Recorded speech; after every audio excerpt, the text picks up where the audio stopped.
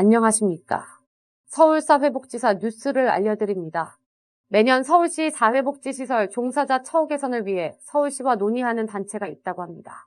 바로 서울특별시 사회복지사협회인데요. 2021년 서울시 사회복지시설 종사자 처우 개선 사업에 대한 설명 영상을 제작했다고 해서 화제가 되고 있습니다. 올해 서울특별시는 사회복지시설 단일임금 체계가 완성됐다고 하는데요. 서울사회복지사가 알려주는 2021년 서울시 사회복지사 처우 개선 사업 영상 함께 보시죠.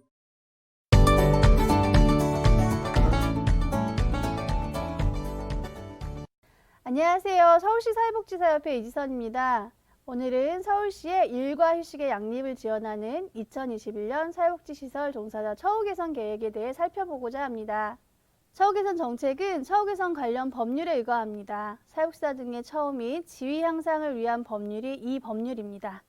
이 법은 사회복지사 등에 대한 처우를 개선하고 신분 보장을 강화하여 사회복지사 등의 지위를 향상 도모하기 위한 법률입니다. 이 법률이 처우 개선과 관련된 큰 대전제들을 설명하고 있습니다. 국가와 지방자치단체는 사회복지사 등의 보수가 사회복지 전담 공무원의 보수 수준에 도달하도록 노력해야 한다는 전제가 있습니다. 이러한 비교직급 설정은 매우 중요합니다. 비교하여 수준을 정하고 요구할 수 있는 근거가 되기 때문입니다. 서울시는 서울특별시 사회복지사 등의 처우 및 지위 향상에 관한 조례로 이 법률을 마련하고 있습니다. 서울시는 특별히 제4조 시장의 책무에 보시면 시장은 사회복지사 등의 안전한 근무 환경에서 일할 수 있도록 노력해야 한다는 조항이 2020년 신설되었습니다. 2022년에 관련된 사업들을 추진해야 되기 때문에 올 한 해 그것을 준비하는 한 해가 될 것이라고 생각합니다. 이 관련 조례에는 종합계획 수립, 실태조사, 처우 개선 등 사업의 내용을 설명하고 있습니다. 사회복지사 등의 보수체계의 일원화를 위한 사업, 이것이 바로 단일임금 체계의 근거 조항이라고 할 수 있겠습니다. 그리고 아까 설명드렸던 안전과 인권보호를 위한 사업, 앞으로 어떻게 추진해 나갈지 매우 기대되는 사업이기도 합니다. 서울시 처우 개선 정책 수립에 영향을 미치는 여러 가지 요인들이 있습니다. 첫 번째는 최저임금 인건비의 수준을 정하는 서울시 생활임금입니다. 두 번째는 임금 인상률을 결정하는 공무원 임금 기준입니다. 그리고 사회복지시설 관리 안내 등 지침과 규정, 그리고 근로기준법 등의 노동관계 법률이 있을 거고요. 그 다음에 실태조사와 현장의 의견을 반영하는 이 모든 것들을 반영해서 처우 개선 계획들을 수립하게 됩니다. 서울시 생활임금에 대해 설명드리겠습니다. 생활임금은 물가와 노동자 및 부양가정의 최저 생계비를 고려해서 노동자의 최종 생활비를 보장해주는 개념입니다.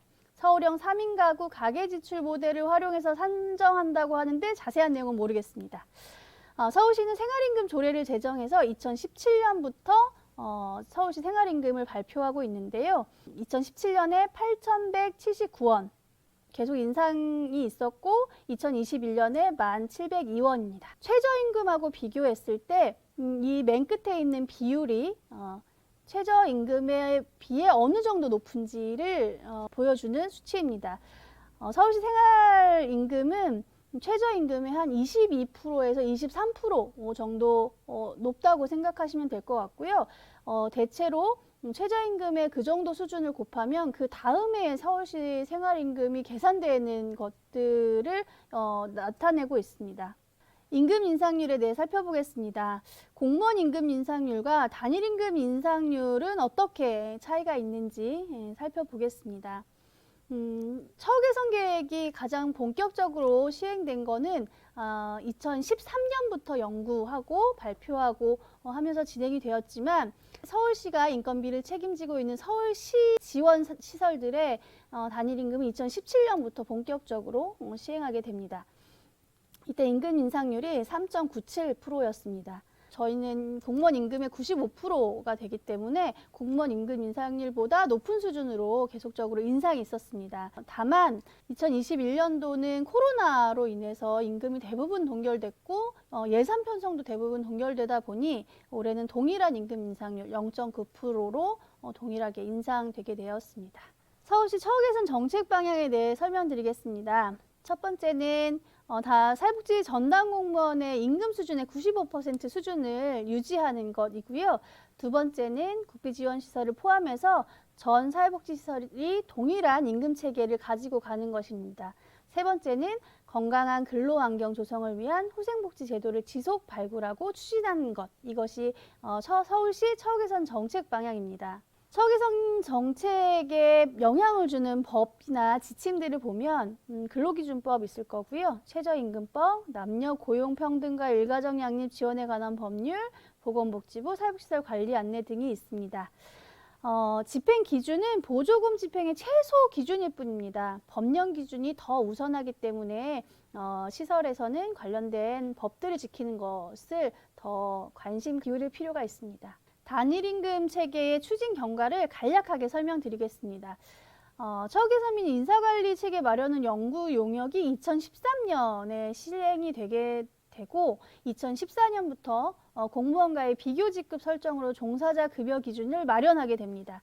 그리고 복잡한 수당 체계를 5종으로 통일화하는 간소화 작업을 2016년부터 18년까지 진행을 하게 되고요. 4급에서 7급까지의 단일화가 16년에 이루어지게 됩니다. 지난해 2020년이 국비지원시설의 인건비를 95% 수준까지 적용하는 것이 시행됐고요.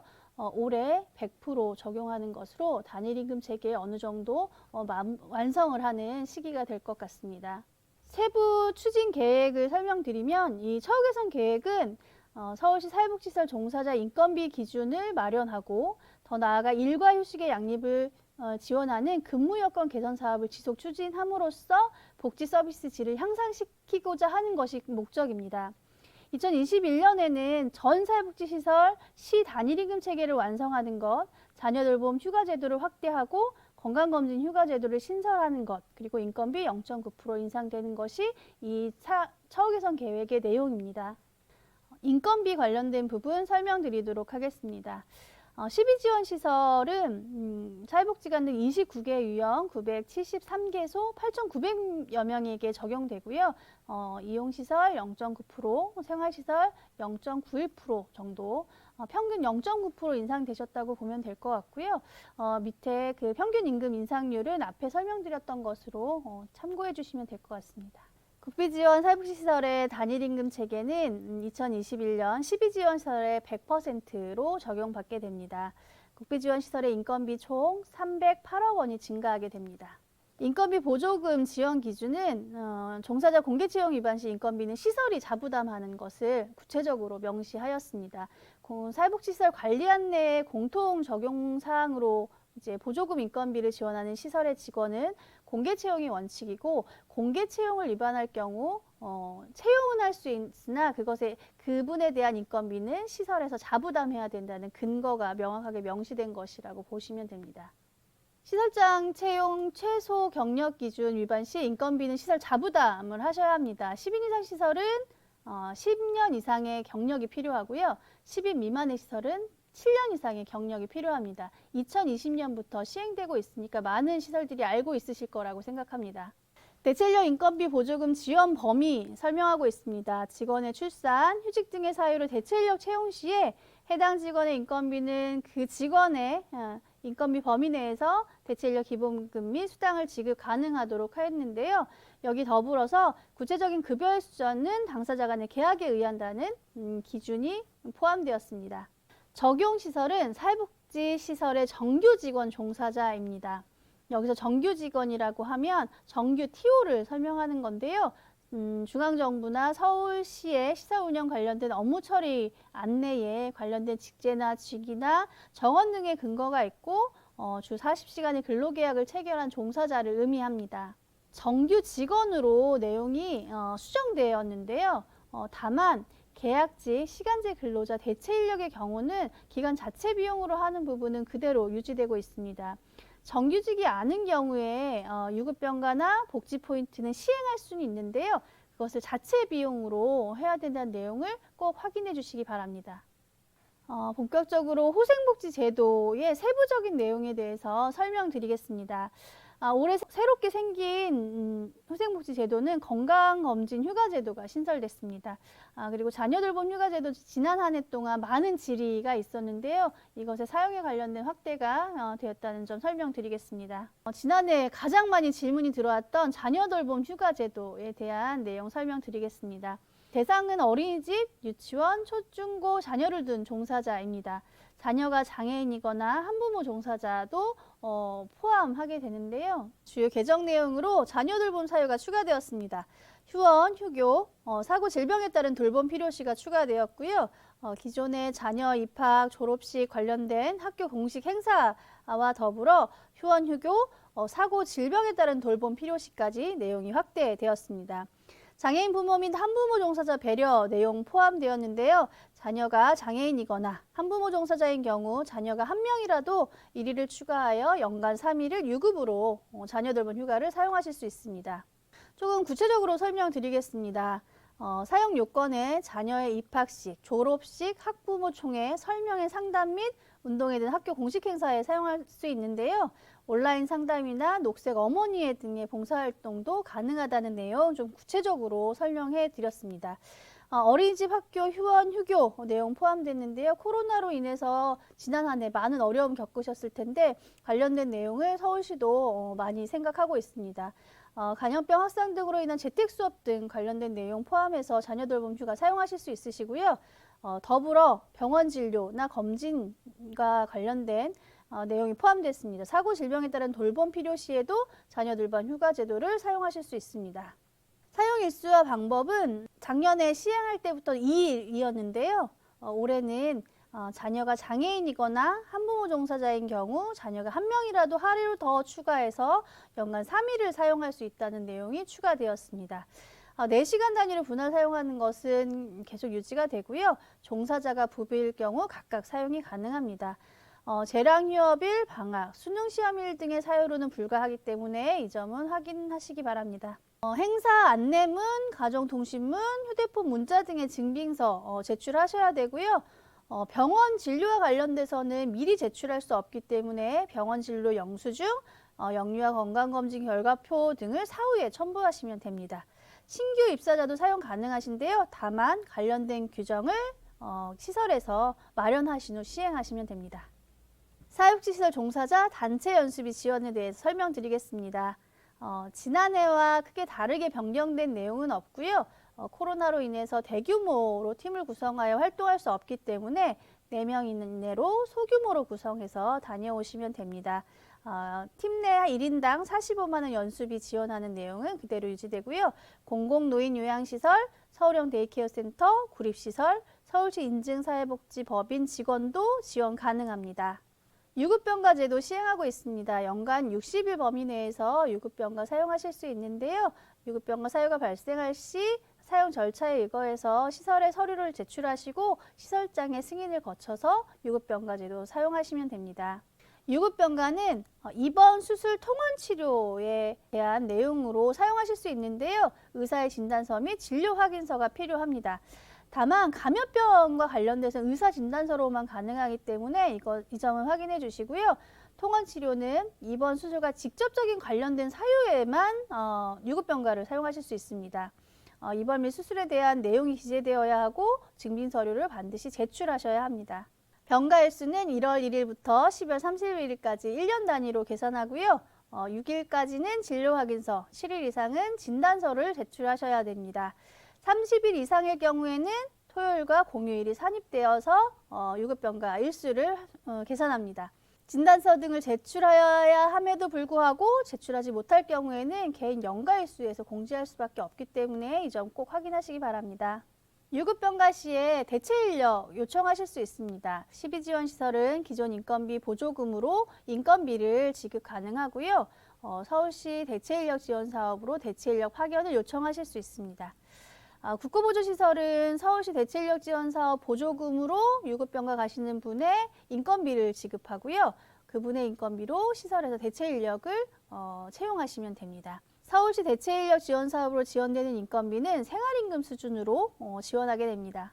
이때 유의하셔야 할 점은 업무와 관련돼서 발생한 질병, 부상의 경우는 산재보험이 우선 적용되어야 하고요. 단순 통원 치료는 질병에서 제외됩니다. 맞춤형 복지 포인트 제도에 대해서 설명드리겠습니다. 지원 기준은 10호봉 미만 연 250포인트, 10호봉 이상 연 330포인트인데요. 지난해와 같이 동결되었습니다. 부여 기준 시점은 1월 1일 기준 호봉이고요. 중간에 호봉이 변동되더라도 복지 포인트 변동은 없습니다. 1포인트는 1,000원을 의미하고요. 사용기간은 1월 1일부터 11월 30일까지입니다. 사용기간과 관련된 질문이 많이 들어오는데요. 12월 입사자는 그러면 복지 포인트 지급이 가능하느냐라는 질문이 가장 많습니다. 사용기간이 11월 30일까지이기 때문에 이후에 입사하신 분들은 사용기간에 포함되지 않습니다. 그렇기 때문에 그 다음에 1월 1일부터 복지포인트 적용 대상이라는 거 설명드리고 싶고요. 11월에 입사할 경우에는 11월 한 달 것만 지급받느냐라는 질문도 많습니다. 연간의 복지 포인트를 11월까지 신청을 하는 것이기 때문에 11월, 12월까지 2개월치 복지 포인트를 지급받으실 수 있습니다. 퇴직이나 휴직 등의 신분 변동이 있을 경우에 월할 계산하게 되고요. 15일 이상 근무자에 한해서 월할 계산됩니다. 당해년도 미사이용 포인트는 2월 되거나 금전으로 청구가 불가능하고요. 복지 포인트는 처우 개선과 관련된 후생복지 제도이기 때문에 직원의 신분일 때 청구가 가능합니다. 회사 이후에 나는 복지 포인트를 청구하지 못했다라고 해서 그것을 소급하여 청구할 수 있느냐? 그렇지 않습니다. 직원의 신분으로 청구할 수 있는 제도이기 때문에 퇴사 전에 꼭 필수적으로 신청하셔야 지급할 수 있다는 점 설명드리고 싶고요.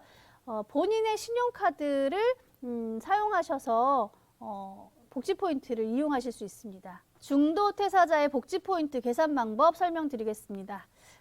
복지 포인트는 금액으로 환산해서 계산하시는 것이 아니라 포인트로 계산하시는 겁니다. 10호봉인 직원이 7개월 근무하고 퇴사했을 때 어떻게 포인트를 지급하느냐에 대한 질문이 있으신데요.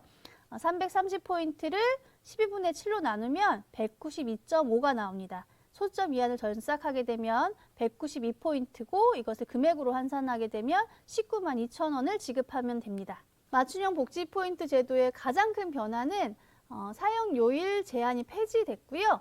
제한 항목 외에는 다 허용하게 됩니다.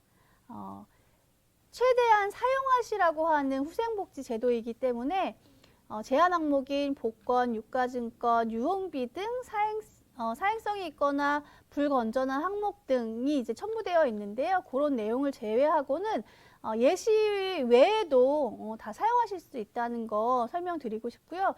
이거는 사용해도 되냐, 사용하면 안 되냐 이런 질문 많으신데 사용 제한 항목 외에는 대부분 다 허용된다 이렇게 이해하시면 됩니다.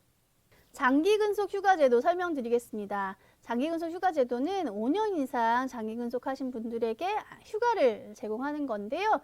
동일법인 내 인사발령으로 인한 시설 변동은 재직기간에 합산되어 포함됩니다. 법인 근무 경력은 제외되고 있으니까 이 점 확인 바라고요. 다들 아시다시피 5년 이상 10년 미만은 5일, 10년 이상 20년 미만 10일, 20년 이상 30년 미만 10일, 30년 이상 10일 이렇게 휴가 일수를 제공합니다. 1개월 전에 신청하셔서 시설에 업무 공백이 발생하지 않도록 고려 필요할 것 같고요. 휴가 일수 10일에 한해 업무 공백을 고려해서 1회 분할 실시 가능합니다. 5일, 5일 꼭 이렇게 나눠서 쓸 필요는 없고요. 2일, 8일, 7일, 3일 이렇게 나누실 수 있습니다. 다만 장기근속 휴가는 실시 후 3년 이내 재사용 금지 조항이 있습니다. 관련된 질문 너무 많으셔가지고 저희가 서울시에 부탁드렸습니다. 예시 하나만 들어달라 이렇게 설명드렸으니까 내용 꼭 확인하셔서 참고하시면 될 것 같습니다. 장기근속 휴가 제도는 서울시 대체인력 지원 사업에 대체인력 파견을 요청하실 수 있습니다. 적극적으로 활용해 주시기 바랍니다. 올해 처음 시행되게 되는 건강검진 휴가 제도입니다. 지원 대상은 사회복지시설 종사자로서 국민건강보험법 제52조에 따른 건강검진 대상자인데요. 2년에 한 번씩 저희 건강검진 받잖아요. 그날 당일 하루에 공가를 사용할 수 있다는 내용입니다. 건강검진 이전에 시설장의 승인을 거쳐서 사용하셔야 합니다. 대체인력 지원 사업은 유급병가, 장기근속 휴가, 단체 연수에 참가 등의 이유로 공백이 발생할 때 서울시 사회복지사협회로 대체인력 파견을 요청하실 수 있습니다. 대체인력 지원 사업은 저희가 마련한 다른 영상이 있습니다. 그것을 통해서 더 자세하게 설명해 드리겠습니다. 행정사항 설명드리겠습니다. 각 시설, 소관부서는 21년 사회복지시설 종사자 처우 개선 및 운영 계획을 준용해서 시설별 운영 지원 기준을 마련해서 시행하여야 합니다. 자녀 돌봄, 장기 근속 휴가, 유급병가, 건강검진은 근로기준법에 나와 있는 법적 휴가가 아닙니다. 그렇기 때문에 운영 여부는 시설 특성에 따라 시설장이 정하되 개별 시설마다 법인의 승인을 받은 운영규정 마련하신 후 시행하셔야 됩니다. 비교직급 기준에 대해서 설명드리겠습니다. 변경되는 내용을 좀 중심으로 설명드릴 텐데요. 부장, 사무국장의 경력 기준이 현재 13년 이상에서 22년부터 15년 이상으로 사전 고지되었습니다. 서울시에서 조사한 경력 기준과 관련된 조사에 의하면 지금 평균 호봉이 한 19호봉 정도 되신다고 하거든요. 그리고 이 비교 직급 기준을 설정한 게 2013년이다 보니까 이제는 조금 조정이 필요하다는 논의들이 계속 있어 왔고, 그것을 바로 적용하는 것이 아니라 사전 고지하자는 논의로 2022년부터 15년 이상으로 변경된다는 내용을 사전 고지하게 되었습니다. 그리고 변경된 내용은 기존의 6급, 7급으로 표현됐던 부분을 관리직, 기능직으로 통일하였습니다. 국비지원시설이나 이렇게 그 기준이 좀 상이하다 보니 그것에 대한 적용이 문제가 되는 경우들이 많이 발생하게 되어서 관리직과 기능직으로 다시 정리하는 작업들이 있었습니다. 비교직급 기준에 설명이 좀 추가되었는데요. 이 표 밑에 보시면 당구장 표시들로 설명들이 달렸는데 거기에 경력이라 함은 이란 내용이 있습니다. 이 경력에 대한 의미를 어떻게 해석해야 되는지에 대한 질문이 가장 많았는데요. 실제 근무한 경력만 인정되는지 아니면 군대 호봉도 포함되는지 이런 질문이 너무 많으셔서 그것을 좀 정리하는 내용들이 포함되었습니다. 뒷부분에 첨부되어 있는 서울시 사회복지시설 종사자 경력 인정 기준에 따른 환산 경력으로 보시면 될 것 같은데요. 실제 호봉으로 계산하시는 경력들이 포함된다 이렇게 이해하시면 될 것 같습니다. 인건비 기준 설명드리겠습니다. 인건비는 서울시 생활임금 기준이 최저임금 기준선을 결정합니다. 서울시 생활임금이 1,702원입니다. 통상 근로시간 209시간을 곱하면 223만 6천 원 정도의 월 급여가 계산되는데요. 기능직 1호봉을 보시면 기본급 213만 7천 원, 거기에 정액급 식비 10만 원을 포함하면 223만 7천 원으로 생활임금 수준으로 맞춰지게 됩니다. 앞에 설명드렸던 생활임금이 어떻게 인건비 기준에서 나타나는지를 설명드리고자 내용을 설명드렸고요. 서울시 생활임금의 사회복지시설 종사자의 최저임금 수준은 서울시 생활임금이 결정한다. 이렇게 보시면 됩니다. 올해 인건비 인상률이 0.9%입니다. 기능직 1호봉의 경우는 0.9%보다 더 높은 수준으로 인건비가 인상하게 되는데요. 그게 이제 서울시 생활임금 때문에 그렇습니다. 그래서 기능직 1호봉 옆에 주변의 구간들의 호봉 인상률은 조금 높은 편이고요. 전체 평균이 0.9%이기 때문에 상대적으로 낮은 구간들도 있다. 이렇게 설명드리고 싶습니다. 서울시가 제시하는 통상임금은 기본급 플러스 정액급 식비입니다. 시간의 근무수당 등의 기준급여 사무실 때 통상임금 계산하셔야 되는데요. 시간의 근무수당 지급은 보조금 지급 기준을 초과하여서 근무하였을 경우에는 자체 예산으로 지급이 가능한데요. 보조금으로 줄 수 있는 기준이 월 평균 15시간이 아니라 한 달에 최고 지급할 수 있는 시간이 15시간입니다. 대체인력의 인건비 지급 기준에 대해서 다시 한번 설명하고 있는데요. 출산, 육아휴직 등의 사유로 대체인력이 채용되었을 경우에 해당 직원의 인건비 범위 내에서 기본급 및 수당을 지급할 수 있고 구체적인 급여 수준은 당사자 간의 계약에 의한다라는 내용 다시 한번 설명하고 있습니다. 마지막으로 경력 인정 기준에 대해서 설명해 드리겠습니다. 가장 큰 변화가 있는 부분이어서 설명을 꼭 해드리고 싶었고요.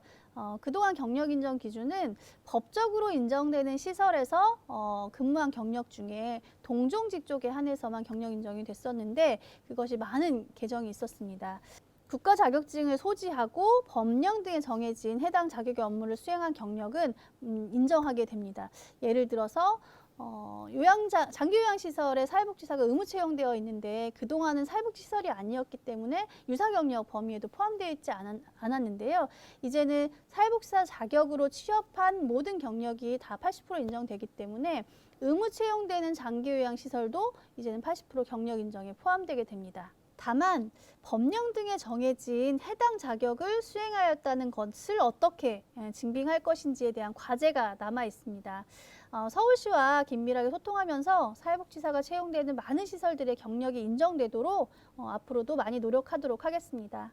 네, 이상으로 서울시 처우개선 계획과 관련된 내용을 설명드렸는데요. 오늘은 전체적인 것에 대한 설명을 드렸습니다. 협회 회원광장에 오시면 관련된 많은 내용들이 소통되고 있으니까 한번 보시면 좋을 것 같고요.